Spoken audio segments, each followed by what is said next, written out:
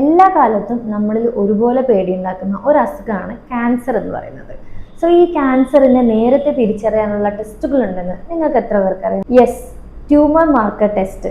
നമ്മുടെ ശരീരത്തിൽ cancer cells ഉണ്ടാക്കുന്ന പ്രോട്ടീനുകളെയോ നമ്മുടെ DNA ക്യാൻസർ മൂലം ഉണ്ടാകുന്ന ചേഞ്ചസോ നമുക്ക് തിരിച്ചറിയാൻ വേണ്ടി ഹെൽപ്പ് ചെയ്യുന്ന ടെസ്റ്റാണ്. ആദ്യമായിട്ട് CA19.9. ഇത് നമ്മുടെ പിത്താശയത്തിൽ ഉണ്ടാകുന്ന ക്യാൻസറുകളെ പാൻക്രിയാറ്റിക് ക്യാൻസേഴ്സിനെയും നേരത്തെ തിരിച്ചറിയാൻ വേണ്ടി സഹായിക്കും. Carcinoembryonic antigen test, CEA test, നമ്മുടെ ഇൻഡസ്റ്റൈൻസിലുള്ള കോളനിൽ ഉണ്ടാകുന്ന മലാശയവുമായി റെക്ടൽ ക്യാൻസറുകളെയും തിരിച്ചറിയാൻ വേണ്ടിയിട്ട് സഹായിക്കും. സ്ത്രീകളിൽ നമുക്ക് ചെയ്യാൻ പറ്റും CA125, നമ്മുടെ ഓവറിയിൽ ഉണ്ടായേക്കാവുന്ന ഒവേറിയൻ ക്യാൻസറിനെ തിരിച്ചറിയാനുള്ള ഒരു ടെസ്റ്റ് ആണ്. ഇനി പുരുഷന്മാരെ പ്രോസ്റ്റേറ്റ് സ്പെസിഫിക് ആന്റിജൻ അഥവാ PSA ടെസ്റ്റ്, പ്രോസ്റ്റേറ്റ് സംബന്ധമായ ക്യാൻസർ ഉണ്ടോ എന്ന് നമുക്ക് തിരിച്ചറിയാൻ വേണ്ടി സഹായിക്കും. ആൽഫ ഫീറ്റോപ്രോട്ടീൻ ടെസ്റ്റ് എന്ന് പറയുന്ന AFT ആണ് നമ്മുടെ ലിവർ സംബന്ധപ്പെട്ട ക്യാൻസറുകളെ കുറിച്ചും ടെസ്റ്റിക്കുലർ ക്യാൻസറിനെ കുറിച്ചുള്ള അറിവ് നമുക്ക് തരുന്നത്. ക്യാൻസർ രോഗം വരാൻ സാധ്യതയുള്ള ആളുകളിൽ അല്ലെങ്കിൽ അതിന്റെ ലക്ഷണം കാണിക്കുന്ന ആളുകളിൽ ഒരു ഏർലി ഡയഗ്നോസിംഗ് ഹെൽപ്പർ ആയിട്ടാണ് ഈ ടെസ്റ്റ് വർക്ക് ചെയ്യുന്നത്. ഇതിനു പുറമെ രോഗം വന്ന ഒരാളിൽ ഈ രോഗത്തിന്റെ സിവിയാരിറ്റി എത്ര ഉണ്ട് എന്ന് മനസ്സിലാക്കാൻ ട്രീറ്റ്മെന്റ് ചെയ്തുകൊണ്ടിരിക്കുന്ന ഒരാളാണെങ്കിൽ ട്രീറ്റ്മെന്റ് നമ്മുടെ ശരീരത്തിന് എത്രമാത്രം എഫക്റ്റ് ആവുന്നുണ്ടെന്നും